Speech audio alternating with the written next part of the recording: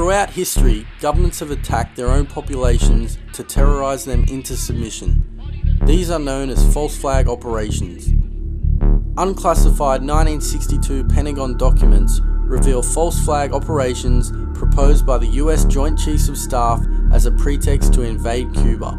The document, codenamed Operation Northwoods, was proposed by senior US Department of Defense leaders, including the Chairman of Joint Chiefs of Staff, Al Limnitzer.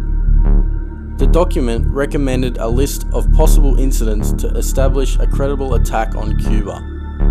Blowing up ammunition inside the base, starting fires, burning aircraft on the airbase, lobbing mortar shells from outside the base into the base. We could blow up a US ship and blame Cuba. We could develop a communist Cuban terror campaign in the Miami area, in other Florida cities, and even in Washington. US President Lyndon Johnson went operational with Operation Northwoods during the Six-Day War. On the 8th of June 1967, the Israeli military attempted to destroy a US ship. The attack was to be blamed on Egypt so America could enter the war. During the Six-Day War between Israel and the Arab nations, the USS Liberty was sent by Johnson to collect electronic intelligence in the eastern Mediterranean. The clearly marked U.S. intelligence ship was 14 miles off the coast of Israel in international waters. A short time after the air attack had been completed, the three torpedo boats approached us from our starboard quarter at high speed and in an apparent torpedo launch attitude. Israeli surveillance aircraft flew low over the ship and clearly identified it as an American vessel. At 2 p.m. that afternoon, the USS Liberty was attacked by 3 Mirage 3 fighter bombers. From the onset of the attack, the fighter bombers were jamming U.S. signals. Not only were they jamming U.S. signals specifically, they were also unmarked, the only unmarked aircraft in Israel's arsenal. The fighter bombers strafed the ships with their cannons, dropped conventional munitions and napalm on the ship, repeatedly from stem to stern. After the Mirages had done their work, the ship was hit by medium bomber Dassault missiles carrying napalm and other munitions like white phosphorus. The USS Liberty was then attacked by 3 Israeli torpedo boats bearing Israeli flags. The torpedo gunboats opened fire with high-caliber machine guns and launched torpedoes. A single torpedo struck the ship, blowing a hole in both sides, entering the ship and leaving a 30-foot exit hole when it exploded. Then the torpedo boats began strafing life rafts in the water, an international war crime. While all of this was happening, the oversized American flag flew clearly above the ship. The attack on the Liberty went on for hour after hour after hour.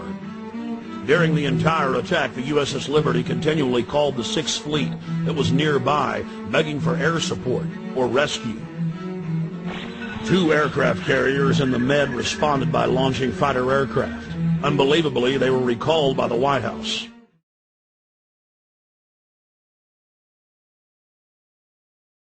In fact, one of the Liberty crewmen holds the radio phone outside, so that they can hear the jets roaring over them, making passes and firing at them. Is that confirmation enough for you? And so Captain Tully assembled a strike group of about 12 aircraft, including in-flight refueling tankers, so that they'd have enough fuel to get to their destination in the air over the Liberty. And he launched the aircraft without any hesitation. Yep. This is an American ship under fire, under an attack. And I guess you're probably well aware that one of the worst crimes that can be committed in the military is for one unit not to come to the aid of another. That's right. So Captain Tully launched his aircraft, and apparently before they got out of sight over the horizon, they were recalled by Washington, saying to get those aircraft back on deck and get them back now. In October 2007, the Chicago Tribune published a testimony by Oliver Kirby, Deputy Director of Operations at NSA, America's National Security Agency, at the time of the attack.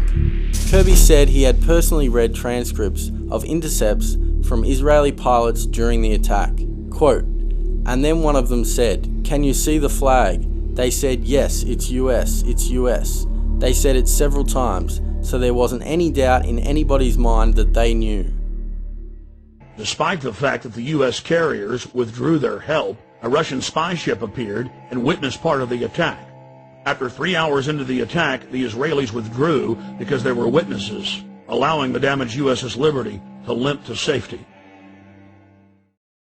In 1993, a car bomb was detonated in New York in the base of World Trade Center 1, killing 6 people. The FBI built and supplied the explosives used in that attack. Imad Salem, an ex-Egyptian army officer, was hired by the FBI to infiltrate an extremist group. Salem was told they were supplying fake explosives as part of an FBI sting. Last winter, the FBI was praised for its speed in cracking the case of the World Trade Center bombing and bringing 4 suspects to trial. Now, there is some evidence that the FBI may have known of the plot in advance through an informant and might even have stopped the bombing that killed 6 people. Correspondent Jacqueline Adams has the story. FBI agents might have been able to prevent last February's deadly explosion at New York's World Trade Center.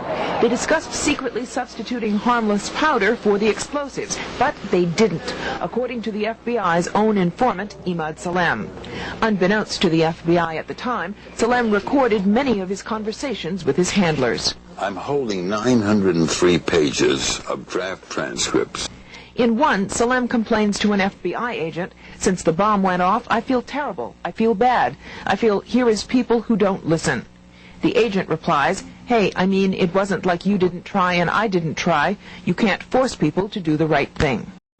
The following is a conversation Salem had with one of his FBI